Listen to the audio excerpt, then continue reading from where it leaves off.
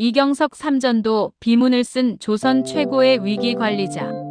문자를 배운 것이 후회됩니다.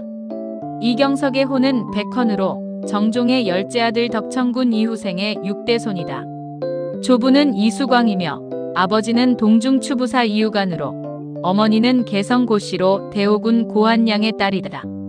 1637년 겨울 조선 조정은 벼랑 끝에 서 있었다. 병자호란에 패배한 인조는 남한산성을 나와 청태종 앞에 무릎을 꿇었고 청나라는 요구했다. 삼전도에 우리의 승리를 기리는 비석을 세워라. 비문은 너희가 써라. 인조는 문장가 장유와 조희일에게 명했다. 두 사람이 쓴 글은 청나라 마음에 들지 않았다. 호통과 독촉이 이어졌다. 결국 임금의 명이 이경석에게 떨어졌다. 월나라 왕 구천은 신참 노릇을 부끄러워하지 않고 자강을 도모했다. 저들의 비위를 맞춰야지 경노하게 해선 안 된다. 이경석은 억지로 붓을 들었다. 쓰고 나서 친형 이경직에게 편지를 보냈다. 문자를 배운 것이 후회됩니다. 그리고 시를 지었다. 옥외의 백길 절벽이 부끄럽네. 옥외는 당나라 때 안록산의 난을 평정한 공을 기린 비석이 있는 곳이다. 자신이 쓴 삼전도비와 그 비석을 대비하며 수치를 표현한 것이었다. 이 비문 하나가 그의 인생 내내 꼬리표처럼 따라다닌다. 걸어서 남한산성으로 달려간 사람. 사실 삼전도비 이전부터 이경석은 이미 위기의 사나이였다. 1624년 이괄의 반란이 터지자 임금이 남쪽으로 피난길에 올랐다. 백관들은 모두 도망쳤다. 어가를 따른 사람은 승지 한효중, 그리고 이경석, 내관 2명, 딱 넷뿐이었다. 1636년 병자호란이 터졌을 때도 마찬가지였다. 창졸간의 이경석은 걸어서 남한산성으로 달려갔다. 성이 포위되자 삼사와 백관이 모두 나서서 싸움을 독려하자고 청하고 큰 눈이 내려 병사들이 추위에 떨자 대소관원이 옷을 벗어 사졸들에게 나눠주자고 청했다. 그는 밤마다 한두 번씩 일어나 걸어서 행궁에가 임금의 안위를 확인하고 돌아와 통곡했다. 인조가 성을 나가 항복하러 갈 때 이경석은 눈물을 주체하지 못했다. 임금이 민망해하며 따라오지 말라고 했을 정도였다. 청나라 심양에서 펼친 첩보전. 1641년 이경석은 인질로 잡혀있는 소현세자를 보필하러 청나라 심양으로 떠났다. 여기서 그는 놀라운 활약을 펼친다. 청나라 측은 인질들에게 식량 지급을 거부하고 농사를 짓게 하려 했다. 이경석은 정면으로 맞섰다. 나는 임무를 맡고 왔으니 나라에 편리하면 그만이지 감히 내 몸을 돌보겠는가. 청나라도 결국 강요하지 못했다. 더 극적인 것은 김상원 구출 작전이었다. 척화파의 대표 김상원이 박황, 조한영과 함께 심양에 오래 갇혀 굴욕을 당하고 있었다. 이경석은 심양에 도착한 지 불과 3일 만에 몰래 세자에게 아뢰어 풀어줄 방법을 모색했다. 세자와 함께 청나라 권세가들에게 뇌물을 써서 마침내 청황제의 허락을 받아냈다. 그리고 이경석은 자신이 나갈 때 김상원 일행을 함께 데리고 나왔다. 훗날 기록은 이렇게 전한다. 이는 모두 이경석의 힘이었으나 아는 자가 없었다. 그 구해준 사람 중 하나인 김상원은 나중에 이경석 덕에 조정에 남게 되고 이경석이 천거한 송시열은 훗날 이경석을 가장 신랄하게 비판한다. 아이러니였다. 허물은 나에게 있지 임금은 모르오. 이경석의 가장 극적인 순간은 1650년 효종 1년에 찾아왔다. 효종은 즉위하자마자 북벌을 꿈꿨다. 그런데 이연표라는 자가 김자점의 명에 따라 청나라에 이를 밀고 해버렸다. 청나라 사신 6명이 들이닥쳤다. 조정 전체가 공포에 휩싸였다. 이경석의 집안 사람들은 장례기구를 미리 준비해 밖에서 기다렸다. 남별궁에 영의정 이경석을 비롯해 정승, 판서, 양사 중신들이 모두 끌려 나왔다. 청나라 사신이 북벌 계획의 전말을 추궁했다. 말이 임금에게로 향하자 이경석이 나섰다. 허물은 나에게 있지 임금은 알지 못하오. 표문을 누가 썼냐고 추궁하자 조경이 의정부 지시를 받아 썼소라 하자 이경석이 말했다. 내가 수상이니 모든 책임은 나에게 있어. 왜 변방방비를 청했냐고 몰아붙이자 이경석은 또 말했다. 그것도 내가 한 일이요. 통역관 정명수가 다그쳤다.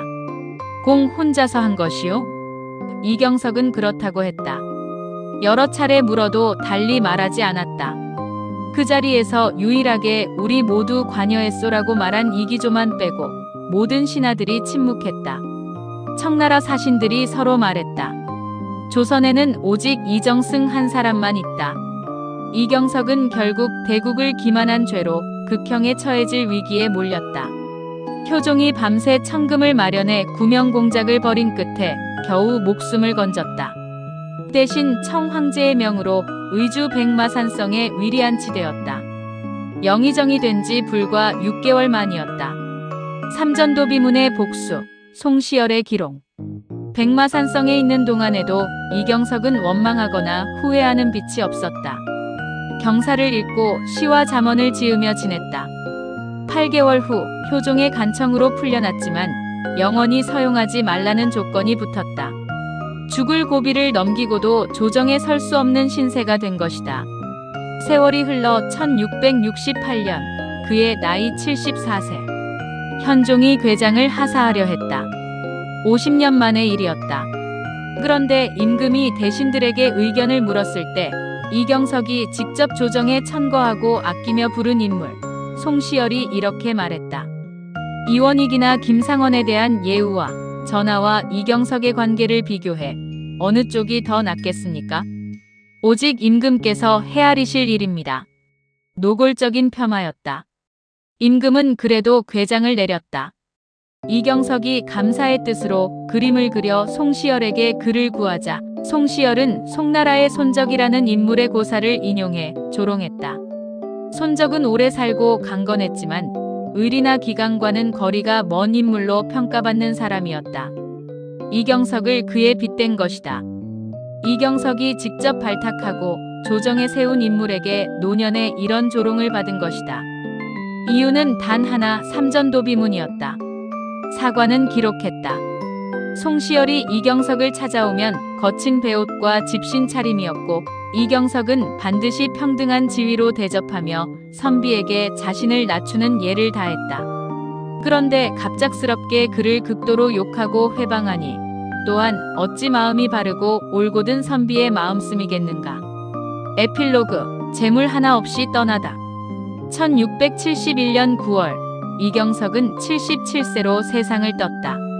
조선 2대왕 정종의 후손으로 태어나 인조, 효종, 현종 3대 50년을 섬긴 재상이었다. 부음이 전해지자 임금이 놀라 애도했다. 그런데 문제가 생겼다. 장례를 치를 돈이 없었다. 평생 청렴하게 살아남긴 재물이 없었던 것이다. 도승지가 임금에게 아뢰었다. 경석은 살았을 때 지독히 청렴했습니다. 죽은 후 들으니 제사에 갖출 것도 마련할 수 없다고 합니다. 현종은 3년간 녹봉을 내려 그의 제사를 받들게 했다. 그는 임금을 위해 수치스러운 비문을 쓰고 임금을 위해 모든 죄를 뒤집어 쓰고 임금을 위해 변방에 유폐되었다. 그리고 아무것도 남기지 않고 떠났다. 묘비명은 이렇게 적혀 있다. 나라를 위해 집안을 잇고 임금을 위해 몸을 돌보지 않았네. 삼전도 비문. 하늘이 서리와 이슬을 내려 죽이기도 하고 살리기도 한다. 오직 황제가 그것을 본받아 위엄과 은택을 아울러 편다. 황제가 동쪽으로 정벌함에 그 군사가 10만이었다. 기세는 뇌성처럼 진동하고 용감하기는 호랑이나 곰과 같았다. 서쪽 변방의 군사들과 북쪽 변방의 군사들이 창을 잡고 달려나오니 그 위령 빛나고 빛났다. 황제께선 지극히 인자하시어 은혜로운 말을 내리시니 10줄의 조서가 밝게 들이움에 엄숙하고도 온화하였다. 처음에는 미혹하여 알지 못하고 스스로 재앙을 불러왔는데 황제의 밝은 명령 있음에 자다가 깬 것 같았다. 우리 임금이 공손히 복종하여 서로 이끌고 귀순하니 위엄을 두려워한 것이 아니라 오직 덕에 귀의한 것이다. 황제께서 가상히 여겨 은택이 흡족하고 예우가 융숭하였다. 황제께서 온화한 낯으로 웃으면서 창과 방패를 거두시었다. 무엇을 내려주시었나? 준마와 가벼운 가조시다. 도성 안의 모든 사람들이 이에 노래하고 칭송하였다. 우리 임금이 돌아오게 된 것은 황제께서 은혜를 내려준 덕분이며 황제께서 군사를 돌리신 것은 우리 백성을 살리려 해서이다. 우리의 잔패함을 불쌍히 여겨 우리에게 농사짓기를 권하였다. 국토는 예전처럼 다시 보전되고 푸른 단은 우뚝하게 새로 섰다. 앙상한 뼈에 새로 살이 오르고 시들었던 뿌리에 봄의 생기가 넘쳤다. 우뚝한 돌비석을 큰 강가에 세우니 만년토록 우리나라의 황제의 덕이 빛나리라. 잠실에 가면 삼전도비가 서 있고 서울역에 가면 서울역사가 서 있는 이 땅에서 우리의 위정자들은 무엇을 보고 무엇을 느끼면서 정치에 임하고 있을까?